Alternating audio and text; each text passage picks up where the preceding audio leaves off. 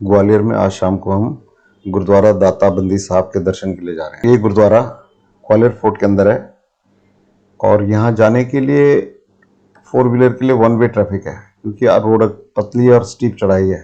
तो ऊपर से और नीचे से ये लोग कॉन्वॉय बनाते हैं, तो एक ही तरफ या तो नीचे की तरफ जाएंगी गाड़ियां या ऊपर की तरफ जाएंगी। और ये गुरुद्वारा गुरु हरगोविंद सिंह जी की याद में बनाया गया है। गुरु हरगोविंद साहब को 2 साल से ज्यादा कैद में रखा गया था और इसकी बहुत महान कहानी है, जहां इन्होंने अपने साथ 52 राजाओं को भी छुड़ा के लेके चले गए थे जहांगीर की कैद से। आगे इस वीडियो में हमारे गाइड जगदीश आपको गुरु हरगोविंद सिंह के बारे में, उनके कैद के बारे में, उनके रिहा होने के बारे में और राजाओं को कैसे साथ में रिहा कराया था उसकी पूरी कहानी विस्तार से सुनाएंगे। मुझे उम्मीद है कि आपको बहुत पसंद आएगी। चलिए सुनते हैं और देखते हैं देखते हैं दाता बंदी साहब गुरुद्वारा और गुरु हरगोविंद सिंह जी के बारे में विस्तार से कहानी। जो राजा टैक्स नहीं देता था, जो मुगलों के खिलाफ बगावत करते थे, उनको बंदी बना के लाते थे। और आगे एक जेल बनी है, उसमें जहांगीर ने 52 राजाओं को बंदी बनाए थे। उन्हीं के साथ में गुरु हरगोविंद साहब थे, जो सिखों के सिख गुरु थे। गुरु हरगोविंद साहब के लिए नजरबंद किया था, आप इस फोर्ट की बाउंड्री से बाहर नहीं जाए। गुरु हरगोविंद साहब ने यहाँ पर जो फोर्ट के अंदर में गुरुद्वारा बनाया, वहाँ पर बैठ करके तप किया 2 साल 3 महीने। शाम को वहाँ डेली आते थे, राजाओं के साथ बैठे उनका सत्संग होता था। राजाओं से प्रॉमिस भी हो गया था, जब भी मैं यहाँ से रिहा होकर जाऊंगा आपको जरूर साथ में लेके जाऊंगा। तो उन्होंने 52 राजाओं को रिहा कराने के चक्कर में अपनी तपस्याओं को और बढ़ाया। अपनी तपस्याओं के बल से जहांगीर का दिल्ली के अंदर में सिंहासन मिला दिया। तो उसके बीवी बच्चे सभी को बीमार पड़ दिए। कभी उनको टाइगर बन के दिखाई दे रहे हैं, कभी कुछ बन के दिखाई दे रहे हैं। तो जहांगीर बहुत भयभीत हो गया।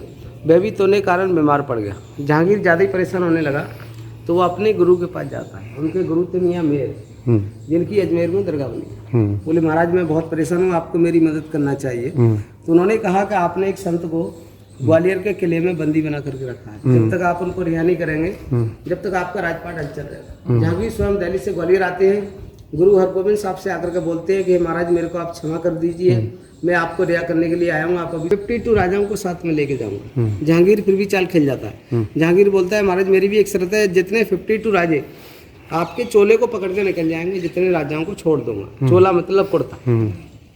जितने राजे आपके चोले को बिना पकड़े रहेंगे उनको दोबारा बंदी बना लूंगा। फिर गुरु हरगोविंद साहब बहुत बुद्धिमान थे, उन्होंने जहांगीर की बात को भी रखा। रात ही रात में 52 कली का चोला सिंह कुर्ता और उस कुर्ते को अपने शरीर के अंदर पहना। पीछे 52 राजाओं को एक एक कलियां पकड़ाते हुए पैलेस के बगल से एलिफेंट गेट है ना, उस वाले गेट से रिहा करके ले गए। दीपावली के दिन अमृतसर पहुंचे, इसलिए सिख लोग दीपावली मनाते हैं। तो यहाँ पर जो फोर्ट के अंदर में गुरुद्वारा बना है वो गुरु दाता बंदी छोड़ के नाम से बंदी माने उन्होंने राजा को छुड़वाया था। उनकी याद में उसी जगह पे फोर्ट के अंदर में सिख कमेटी के द्वारा इस साइड में गुरुद्वारा बनाया गया।